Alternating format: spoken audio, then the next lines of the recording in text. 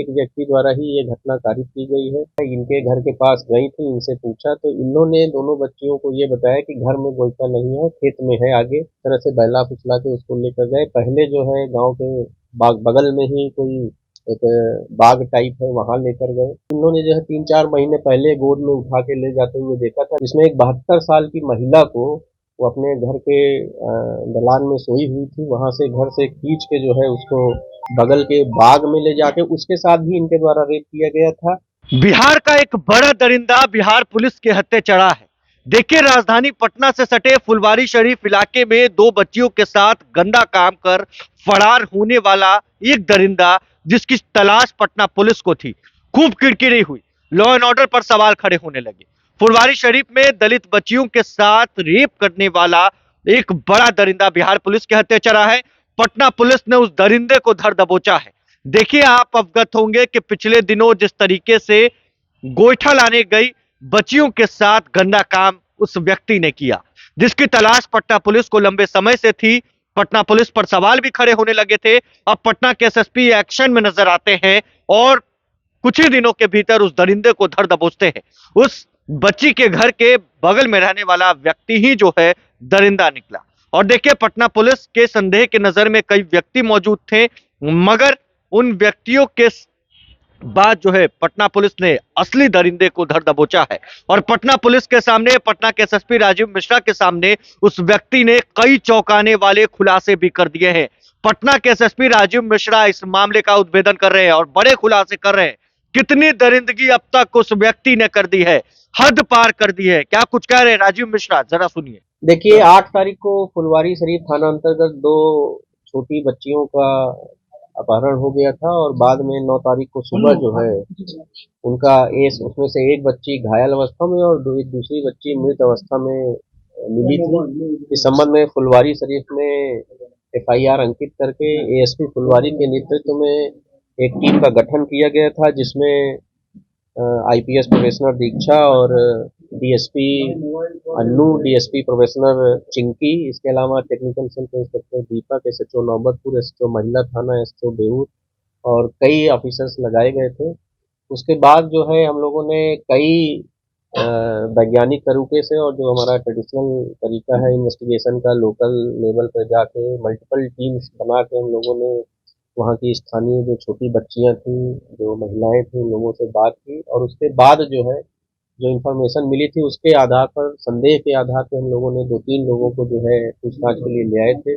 पूछताछ के क्रम में जो है इस पूरे मामले का उद्भेदन हुआ है और अभी तक जो बात आई है वो ये है कि एक व्यक्ति है उसी जो आलमपुर गांव है उसके बगल में लगे हुए गांव है, वहाँ देवानंद राय उर्फ भोकलू, उनके द्वारा ये घटना कारित की गई है। अनुसंधान के क्रम में हम लोग जो घायल बच्ची है उससे भी जब लगातार एम्स में हमारी जो आईपीएस कमिश्नर है दीक्षा और डीएसपी जो इस केस की चीफ आईओ हैं अन्नू, ये पूछताछ कर रही थी, तो वो बच्ची भी बार बार एक ही व्यक्ति की बात बता रही थी। हालांकि उसने 2 महिलाओं की बात की, लेकिन हम लोग को शुरू से ये संदेह लग रहा था कि महिलाओं की इसमें भूमिका नहीं होगी। तो बाद में अनुसंधान में यही बात आया कि इस एक व्यक्ति द्वारा ही ये घटना कारित की गई है। घटना का जो विवरण है वो ये है कि दोनों बच्चियां जो हैं वो अ, जो गोबर से बना जो है उपला होता है, गोईठा जिसको लोकल लैंग्वेज में बोलते हैं, उसको लेने के लिए घर से निकली थी और ये व्यक्ति जो अभियुक्त हैं जिनको गिरफ्तार किया गया है, इनके घर के पास गई थी, इनसे पूछा तो इन्होंने दोनों बच्चियों को ये बताया कि घर में गोईठा नहीं है, खेत में है आगे। ऐसे इस तरह से बहला फुसला के उसको लेकर गए। पहले जो है गांव के बाग बगल में ही कोई एक बाग टाइप है, वहां लेकर गए। वहां पर लेकिन फिर एक महिला आती हुई दिखी, तो फिर वहां से आगे बढ़ के गांव के बगल में ही नहर है, वहां लेकर गए। वहां फिर दूसरी एक महिला आती हुई दिखी, तो फिर उसको जो है जो तीसरा घटना स्थल है वहां लेकर गए। क्योंकि उस दिन काफी कोहरा था, हम लोगों ने जो 1-2 सीसीटीवी फुटेज देखा है उसमें भी काफी कोहरा है, जिसकी वजह से कहीं कुछ स्पष्ट दिखाई नहीं दे रहा है, इसलिए किसी ने इनको घटना करते हुए नहीं देखा। और इसके बाद जो है उसी घटना पर इनके जो जो मृत बच्ची है उसके साथ जो है फोर्सफुली जो है रेप किया गया और जो दूसरी इंजर्ड बच्ची है उसके साथ भी करने का प्रयास किया गया और बाद में जो है जो घायल बच्ची थी, जो मृत बच्ची थी, उसको वहीं बगल में ही जो निर्माण कार्य से कुछ सीमेंट के टूटे हुए ब्लॉक्स थे, उससे उसके सर में, दोनों बच्चियों के सर में मारा गया, जिसमें से एक बच्ची की मृत्यु हो गई और दूसरी बच्ची को भी मृत जानकर ही इनके द्वारा वहां छोड़ा गया था। उसके बाद गिरफ्तारी के बाद जो है हम लोगों ने अभियुक्त की निशानदेही पर जिस पत्थर से बच्ची को मारा गया था, उस पत्थर को भी बरामद कर लिया है कल रात में, और उस पत्थर पे भी काफी खून लगा हुआ पाया गया है, जिसको हम लोग जब्त करके फर्दर एफएसएल जांच के लिए बेच रहे हैं। इसमें पूछताछ के क्रम में ये भी बात आई, जब हम लोग कल इनसे पूछताछ कर रहे थे तो इन्होंने पुलिस को जो है बहकाने की भी कोशिश की, दो व्यक्तियों का नाम बताया, लेकिन आगे अनुसंधान के क्रम में उसमें एक और महत्वपूर्ण बात प्रकाश में आई कि जिस व्यक्ति का ये नाम बता रहे थे, जो बता रहे थे कि इनके साथ घटना में शामिल है, उसकी बच्ची को भी इन्होंने जो है 3-4 महीने पहले गोद में उठा के ले जाते हुए देखा था, लेकिन उसकी माँ ने देख लिया था और उसके बाद शोरगुल करके उसको बचाया था, और उस संबंध में गांव वालों ने इनके साथ कुछ हल्की फुल्की मारपीट और गाली गलौज किया था, लेकिन इस घटना की सूचना पुलिस को नहीं दी गई थी। उसी के परिवार से जुड़ा एक और व्यक्ति का नाम इनके द्वारा बताया गया था, लेकिन बाद में अनुसंधान के क्रम में ये पता चला कि उस व्यक्ति की माँ को, एक घटना हुई थी फुलवारी शरीफ में 19 अप्रैल को, जिसमें फुलवारी शरीफ में केस नंबर 590-23 है अंकित है, जिसमें एक 72 साल की महिला को वो अपने घर के दलान में सोई हुई थी, वहां से घर से खींच के जो है उसको ले जाया गया था, और उसके बाद उसका शव जो है मिला था। उसमें भी उसके सर पे पत्थर से मार के या किसी मजबूत चीज से मार के उसकी हत्या कर दी गई थी। पूछताछ के क्रम में अभियुक्त ने उस घटना में भी अपनी संलिप्तता अकेले ही करने के बाद बताई। उस घटना में भी हम लोग को काफी आश्चर्य होता, क्योंकि 3 अलग अलग जगह ब्लड पाए गए थे। हम लोग उससे पूरी घटना को समझ नहीं पा रहे थे कैसे 3 अलग अलग जगह ब्लड पाए, लेकिन अभियुक्त ने पूछताछ में जब पूरी बात बताई तो उस महिला को ये जो है, पहले उसको जो है प्लास्टिक के पाइप से मारा, जब वो अर्धचेतन अवस्था में हो गई तो उसको बगल के बाग में ले जाके उसके साथ भी इनके द्वारा रेप किया गया था।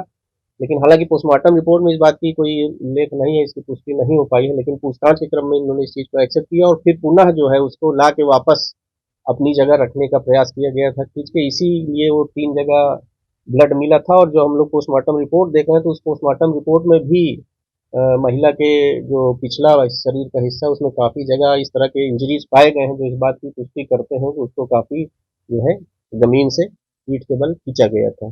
तो उस घटना में भी इन्होंने अपनी संलिप्तता स्वीकार की है। उस घटना को भी हम लोग अब फिर से जो है उसमें इन्वेस्टिगेशन जो हमारा रुका हुआ था उसको फिर से आगे बढ़ा रहे हैं। इस प्रकार जो पटना पुलिस ने इस घटना का पूरी तरह से उद्भेदन कर लिया।